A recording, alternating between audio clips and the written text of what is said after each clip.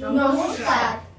আমরা সর্বভারতীয় সঙ্গীত ও সংস্কৃতি পরিষদের অনলাইন সাংস্কৃতিক প্রতিযোগিতা 2026-এ অংশগ্রহণ করছি। আমরা ওঙ্কার মিউজিক সার্কেল থেকে অংশগ্রহণ করছি। আমাদের বিভাগ আমাদের বিষয় নজরুলগীতি। আমাদের আজকের নিবেদন বিদ্রোহী কবি কাজী নজরুল ইসলামের লেখা গান কারারই লৌহ কবাট।